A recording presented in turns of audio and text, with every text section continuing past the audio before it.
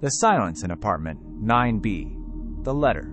The first thing I heard that Monday morning was the postman drop a single envelope on my doormat, cream-colored, thick, no return address.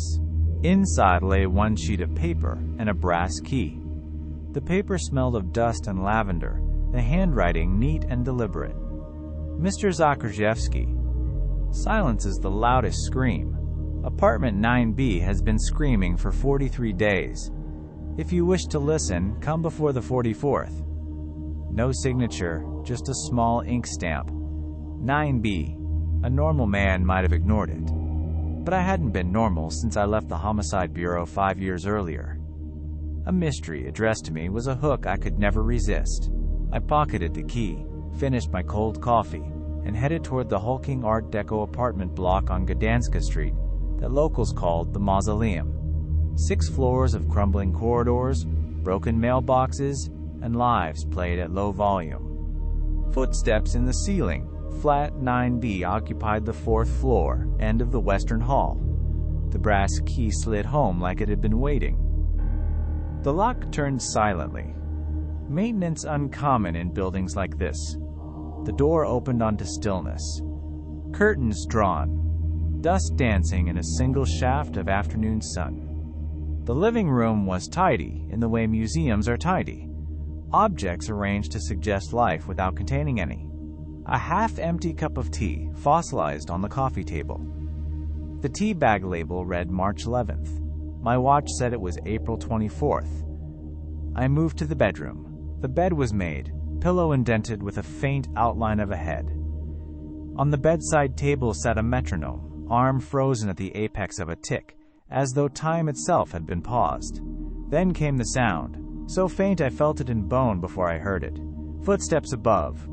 Slow, deliberate, heel, then toe, crossing the ceiling from one corner to the next. Yet, apartment 9B was on the top floor. Above it lay only the attic crawl space. I climbed the service stairs, flashlight in one hand.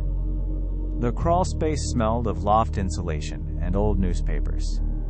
In the center, under a triangle of dusty skylight, I found a chair, oak, ordinary, and a tape recorder spinning silently, its cassette at the end of its reel. Scrawled on masking tape across the cassette window. Listen. The Watcher. Back in the flat, I fed the tape into my old field recorder. A hiss, then a woman's voice, steady, precise. My name is Ada Kowalski. If you are hearing this, I have failed to break the silence. Someone in this building is watching me. Not the way neighbors watch. This is colder. He records my every breath and turns the reel each night at 3:27. Her voice cracked. She steadied it. I tried telling the police. They searched, found nothing. They called it stress. But he is there, inside walls, under floors. I hear his camera shudder in my dreams. The recording ended with a single click, the same click I'd heard in countless crime scene tapes, the sound of a camera shutter closing.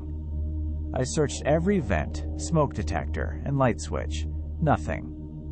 Then I noticed the metronome again. I pried it apart. The pendulum cavity hid a pinhole lens wired to a battery pack taped under the bed. Whoever planted it knew every hiding place. Vanished. Police files confirmed Ada's disappearance. Missing person report dated March 19th, filed by the landlord after neighboring tenants complained of a smell. Patrol found nothing. They chalked it up to another tenant who'd skipped rent. Case shelved. In the basement utility room, I discovered a fuse box with fresh scratches around one screw. Behind it, soldered to the mains, a video transmitter the size of a cigarette pack. I followed the transmitter frequency on a handheld receiver. The signal led me across the alley to the derelict building opposite. Room 14 of the derelict block held monitors, 4 screens showing every angle of 9B, footage looped day and night, Ada cooking, Ada reading, Ada sleeping. But the last file ended abruptly, 23:27 on March 18th. Her bedroom door opened, a tall silhouette stepped inside, camera angle jerked, and the screen went black. Whoever recorded this ended the show after the final act. The echo chamber. City records said the derelict across the alley was owned by Dominic Kulesa, a landlord turned recluse. Long-range lens photographs confirmed a man matching his description, entering the shell of the building every Friday at dusk. Friday, 1802. I waited in the dark stairwell. Dominic climbed past me unaware, humming a lullaby. I tailed him to room 14. Inside, he switched on the monitors, live feeds, not archived. Pointed at my own office, at me. My heart hammered. I stepped from the shadows. "Ada Kowalski," I said. Dominic froze, smile waning. "She broke the silence," he whispered, so I helped her disappear. He reached for something. Remote detonator. I tackled him. The remote skittered away. We struggled. Decades of detective work hadn't dulled my instincts. I cuffed him with his own cable ties. He laughed. "It's bigger than her. Than you. The city is full of silences. People itching to be observed. I gagged him with duct tape. Confrontation. Police searched the attic. Behind loose boards, they found Ada, alive, weakened but conscious, chained but unbroken.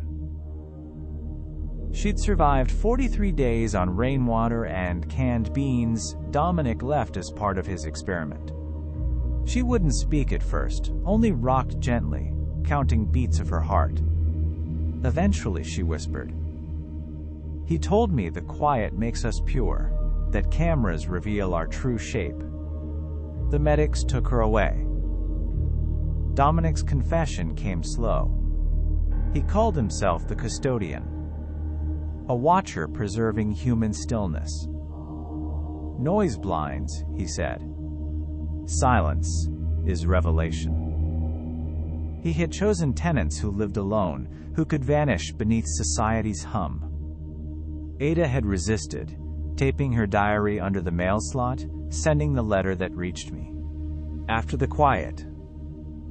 Weeks later, Ada sat across from me in a cafe, sunlight warming her fragile smile. She planned to leave the city, somewhere with wind chimes and birds, places where silence belonged to nature, not predators. Dominic received 22 years for kidnapping and attempted murder. The media dubbed him the silence collector. His trial sparked new laws on landlord surveillance, though technology always races ahead of law. At night, I sometimes revisit apartment 9B, now sealed, silent. I stand in the living room, listening. I realize silence is never empty. It holds echoes of everything stolen and every whisper finally heard. Apartment 9B will never be truly quiet again, because Ada's heartbeat remains lodged in the walls, beating like a hidden metronome. Proof that even the deepest silence can be broken if someone chooses to listen. End.